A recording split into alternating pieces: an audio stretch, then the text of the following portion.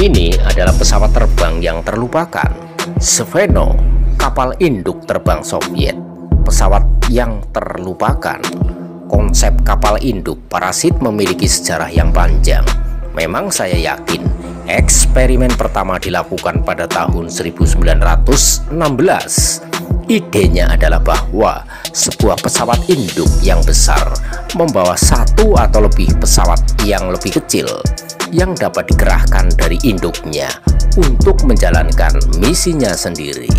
Konsep ini umumnya digunakan sebagai sarana untuk meningkatkan jangkauan atau keberlanjutan operasional pesawat yang lebih kecil atau dengan tujuan memberikan perlindungan kepada kapal induk. Ini juga merupakan gagasan yang telah dieksplorasi dalam teori dan kadang-kadang dalam kenyataan beberapa kali sepanjang sejarah penerbangan. Misalnya pada tahun 1930-an, Angkatan Laut Amerika Serikat membangun USS Akron dan Macon, kapal udara yang secara efektif bertindak sebagai kapal induk terbang yang dapat menampung dan mengerahkan hingga 5 pesawat tempur.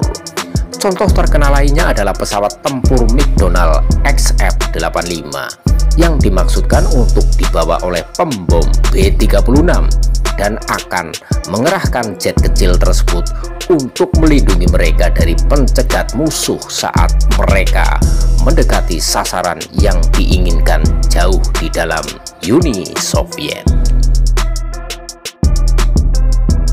Namun contoh-contoh ini bersama dengan sebagian besar upaya lain untuk membuat kombo pesawat parasit tidak berjalan dengan baik atau setidaknya tidak cukup baik untuk menjamin penerapan penuh. Memang benar sejarah ide unik ini penuh dengan eksperimen, namun nilai praktisnya sangat kecil dan ide ini hampir tersingkir setelah pengisian bahan bakar di udara disempurnakan.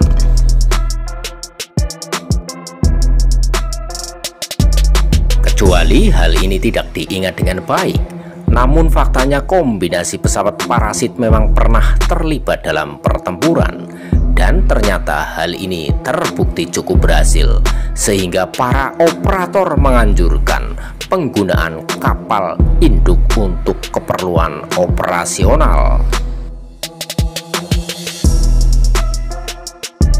Program Zveno Soviet, bahasa sehari-hari dikenal sebagai sirkus Vachmistrov. Asal-usul ini dimulai pada tahun 1931 dan dimulai dengan ide Vladimir Vachmistrov, seorang pilot dan perancang pesawat layang yang bertugas di Angkatan Udara Soviet. Organisasi ini sedang mengalami ekspansi dan pembaruan besar-besaran pada saat itu sebagai cara untuk menunjukkan kemajuan Soviet, sehingga ide-ide Vachmistrov yang agak maju dan menarik secara visual menemukan lahan subur.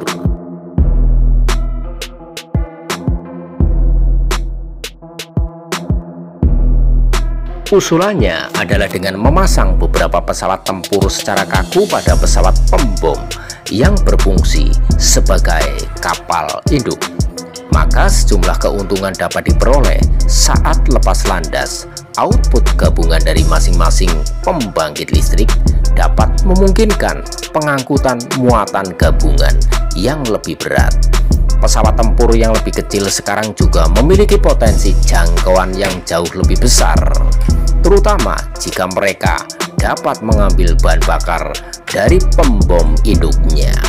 Hal ini akan memungkinkan mereka untuk bertindak sebagai pengawal bagi tuan rumah mereka, memungkinkan perlindungan pesawat tempur untuk langsung menuju ke jantung area target.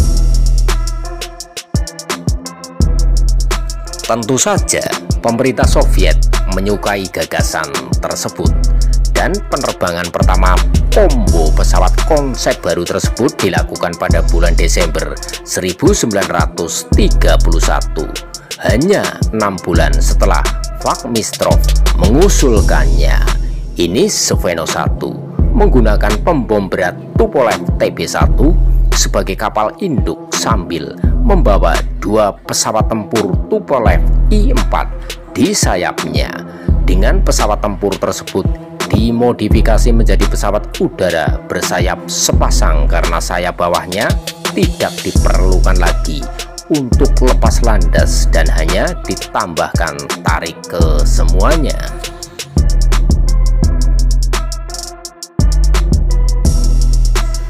Ada satu masalah dalam penerbangan pertama ini ketika kru mengacaukan urutan pelepasan klem yang menahan salah satu pesawat tempur yang menyebabkannya terlepas sebelum waktunya.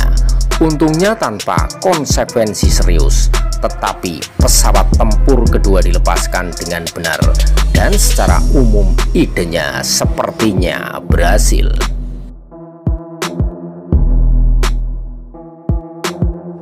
Pekerjaan pengembangan lebih lanjut menghasilkan versi perbaikan dari Spheno 1 yang menggantikan pesawat tempur I-4 dengan beberapa Polikarpov I-5 yang memiliki kinerja lebih baik dan menggantikan I-4 dalam pelayanan.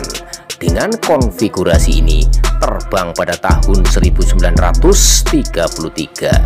Di sana juga merupakan perubahan lebih lanjut yang dilakukan untuk membuat IB yang memasang I-5 di atas badan pesawat. Mungkin untuk memeriksa bagaimana hal ini akan mempengaruhi karakteristik penerbangan. Keberhasilan eksperimen tersebut juga menyebabkan pesawat baru lainnya dialokasikan untuk konversi dan uji coba. Dan pada bulan Agustus 1934, Spheno 2 terbang. Ini membutuhkan pembom berat Tupolev TB3 yang saat itu merupakan salah satu pesawat terbang paling canggih dan memasangnya untuk membawa 3 I-5 2 di atas sayap dan sepertiga di atas badan pesawat. Meskipun secara umum terdapat peningkatan dalam jumlah pesawat yang dapat digunakan, pada kenyataannya I-5 yang dipasang di badan pesawat tampaknya agak sulit untuk dimuat dan diluncurkan, dan akhirnya sayap dan ekornya dilepas untuk bertindak sebagai mesin tambahan untuk kapal induk.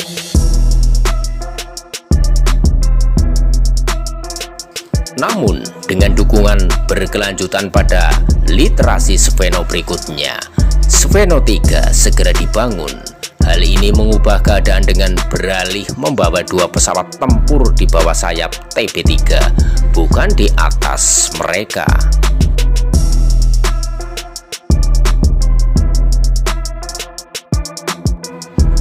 Dan yang dipilih untuk pejuang parasit adalah Grigorovich IZ.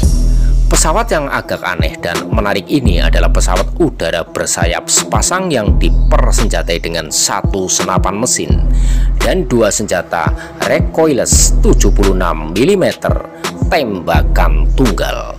Namun pengaturan ini terbukti salah dan hanya mengakibatkan kecelakaan fatal pada seluruh jenis yang tampaknya mengejutkan mengingat bahaya yang melekat pada peluncuran pesawat dari kendaraan lain yang bergerak cepat.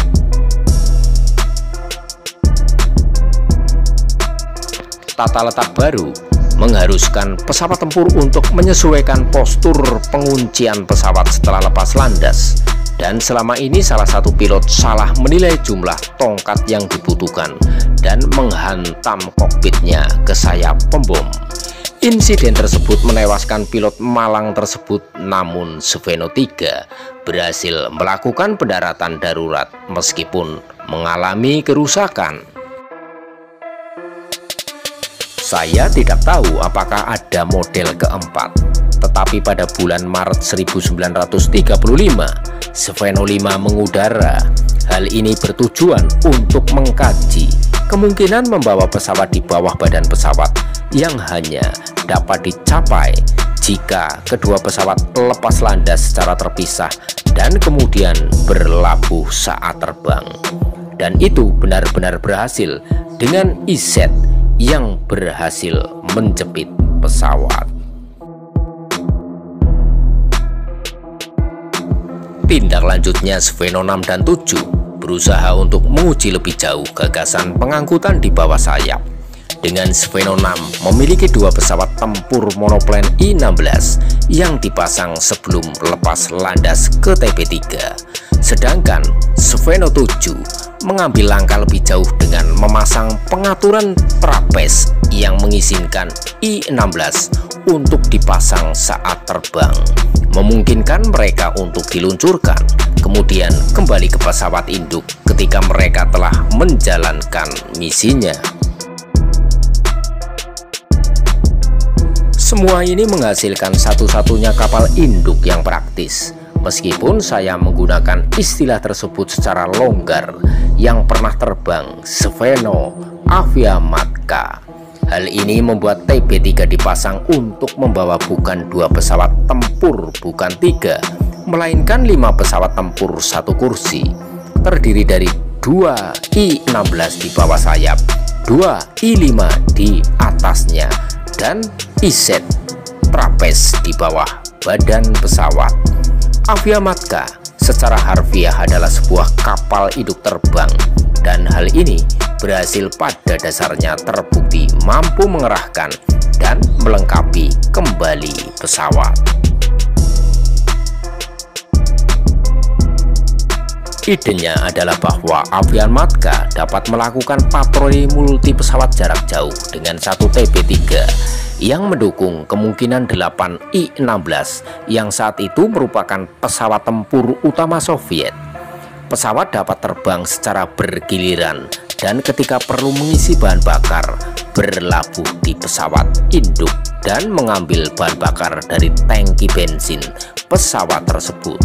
Hal ini diperkirakan akan memungkinkan dilakukannya patroli selama 6 jam oleh klaster pesawat.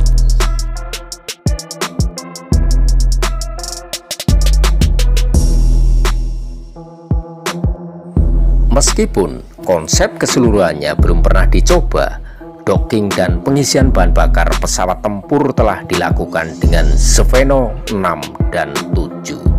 Dan jika masih ada minat terhadap ide tersebut, maka hal tersebut tentu saja layak dilakukan.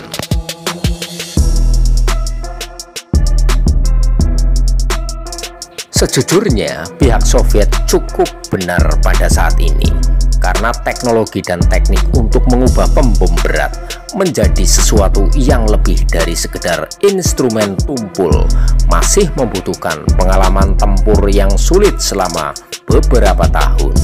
Pada saat itu, jika Anda ingin mencapai sasaran yang tepat secara akurat, Anda memerlukan pengebom tukik, sebuah fakta yang ditunjukkan dalam Perang Saudara Spanyol yang terjadi pada saat itu. Namun pengebom tukik cenderung merupakan pesawat yang lebih kecil dengan jangkauan terbatas, lebih ditujukan untuk penggunaan taktis daripada strategis. Namun dengan Spheno Vakmistrov menyadari bahwa sekarang ada kemungkinan pengebom tukik dapat menjangkau jauh ke wilayah musuh, maka dia mengembangkan model terakhir dari program tersebut, Spheno SPB. Ini adalah TB3 yang memiliki dua pesawat tempur Polikarpov I-16 tipe 5 yang dipasang di bawah sayapnya. Namun kini dilengkapi tidak hanya dengan persenjataan senapan mesin, namun juga kemampuan untuk membawa sepasang bom seberat 250 kg. Ini merupakan peningkatan substansial dalam muatan bom I-16 yang hanya mampu lepas landas dengan bom seberat 100 kg dengan kekuatannya sendiri, yang berarti bahwa setiap I-16 yang dipasang di Spheno dapat membawa muatan 5 kali lipat dari muatan standar jenis tersebut. Keuntungan besar lainnya adalah bahwa pesawat tersebut kini juga memiliki peningkatan jangkauan yang signifikan dibawa ke sasarannya oleh TB3 sebelum melepaskan diri dan menyerang. Meskipun I-16 bukanlah pesawat pengebom tukik yang dibuat khusus. Ini semua berarti bahwa SPB adalah pesawat serang presisi yang cukup berguna, terutama untuk keperluan sehari-hari.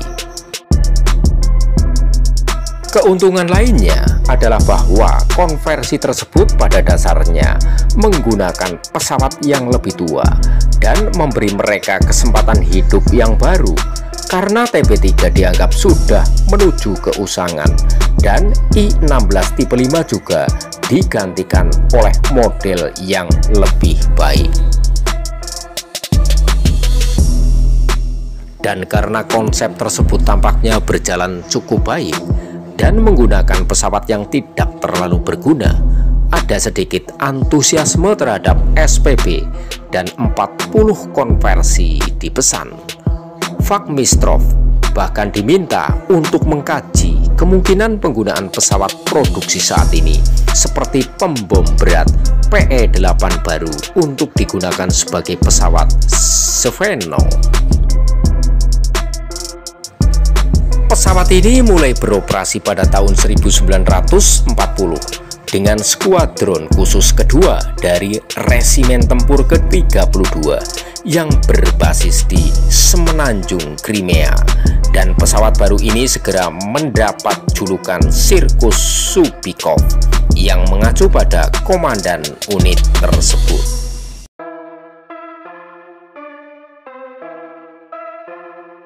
Hasilnya, Sveno tersedia untuk dinas tempur ketika Uni Soviet diinvasi oleh Jerman dan sekutunya Rumania pada bulan Juni 1941.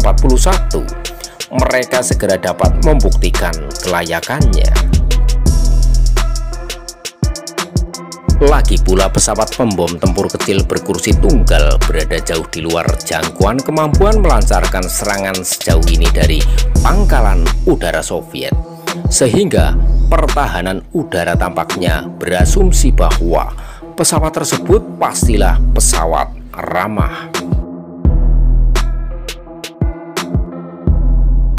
Mereka mendapat kejutan besar ketika keempat I-16 menukik ke bawah dan menjatuhkan bom mereka ke fasilitas minyak, dan kemudian sementara awak Ek-Ek bergegas mengambil senjata mereka, terbang begitu saja. Semuanya kembali dengan kekuatan mereka sendiri ke markas mereka.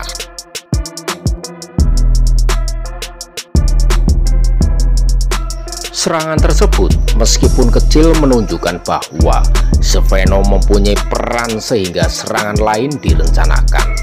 Sebagian besar terhadap sasaran rumit yang tidak berhasil dihantam oleh pesawat pengebom berat. Sasaran utamanya adalah jembatan kereta api Raja Karol I yang melintasi Danube, yang selain menjadi jalur logistik penting juga membawa pipa minyak yang memasok upaya perang poros. Dua penggerbegan Sveno di bulan Agustus menyebabkan mereka menimbulkan kerusakan signifikan pada target penting ini.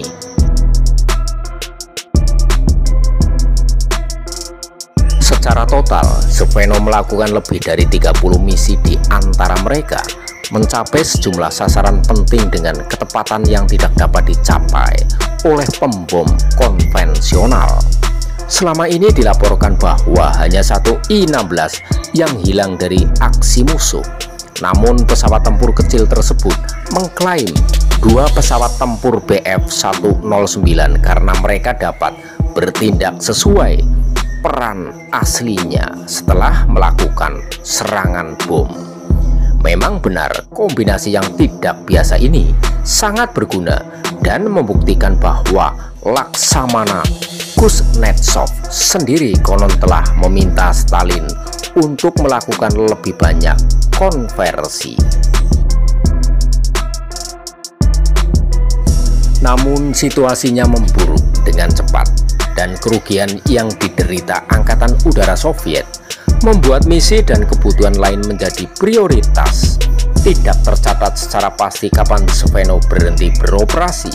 Namun yang pasti pada tahun 1942 mereka tidak lagi beroperasi sebagai kapal induk, dan dengan hilangnya Crimea ke tangan Jerman pada saat itu, kemungkinan besar telah hancur dalam pertempuran tersebut, dan catatan lebih lanjut pun hancur dalam kekacauan.